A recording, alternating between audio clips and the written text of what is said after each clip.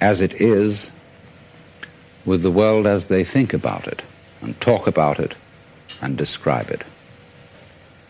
For on the one hand, there is the real world,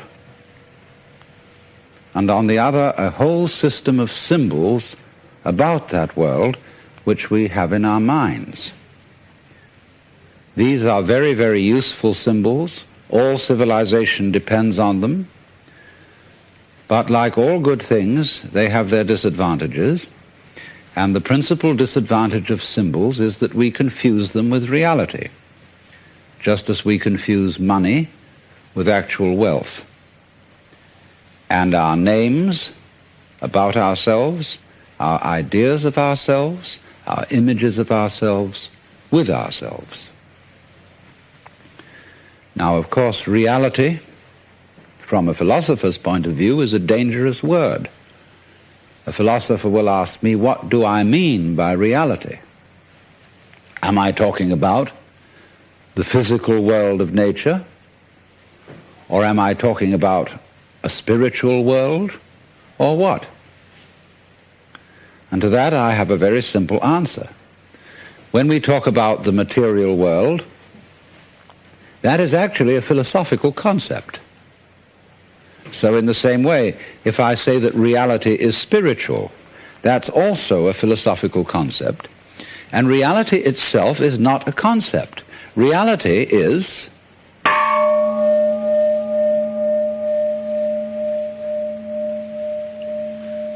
and we won't give it a name. Now, it's amazing what doesn't exist in the real world. For example, in the real world, there aren't any things, nor are there any events. That doesn't mean to say that the real world is a perfectly featureless blank. It means that it is a marvelous system of wiggles in which we descry things and events in the same way as we would project images on a Rorschach blot or pick out particular groups of stars in the sky and call them constellations, as if they were separate groups of stars. Well, they're groups of stars in the mind's eye, in our system of concepts. They are not out there as constellations already grouped in the sky. So in the same way, the difference between myself and all the rest of the universe is nothing more than an idea. It is not a real difference.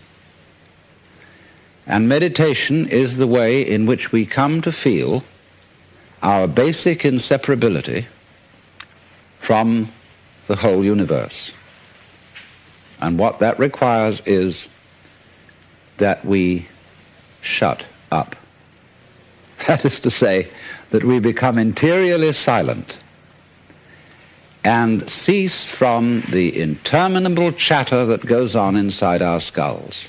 Because, you see, most of us think compulsively all the time. That is to say, we talk to ourselves. And I remember when I was a boy, we had a common saying, talking to yourself is the first sign of madness. Now, obviously, if I talk all the time, I don't hear what anyone else has to say. And so in exactly the same way, if I think all the time, that is to say, if I talk to myself all the time, I don't have anything to think about except thoughts. And therefore I'm living entirely in the world of symbols, and I'm never in relationship with reality. All right, now that's the first basic reason for meditation. But there is another sense, and this is going to be a little bit more difficult to understand, why we could say that meditation doesn't have a reason or doesn't have a purpose. And in this respect, it's unlike almost all other things that we do, except perhaps making music and dancing. Because when we make music, we don't do it in order to reach a certain point, such as the end of the composition. If that were the purpose of music, to get to the end of the piece, then obviously the fastest players would be the best. And so likewise, when we are dancing, we are not aiming to arrive at a particular place on the floor, as we would be if we were taking a journey. When we dance, the journey itself is the point. When we play music, the playing itself is the point. And exactly the same thing is true in meditation. Meditation is the discovery that the point of life is always arrived at in the immediate moment. And therefore, if you meditate for an ulterior motive, that is to say, to improve your mind, to improve your character, to be more efficient in life, you've got your eye on the future and you are not meditating. Because the future is a concept. It doesn't exist. As the proverb says, tomorrow never comes. There is no such thing as tomorrow. There never will be, because time is always now. And that's one of the things we discover when we stop talking to ourselves and stop thinking. We find there is only a present, only an eternal now.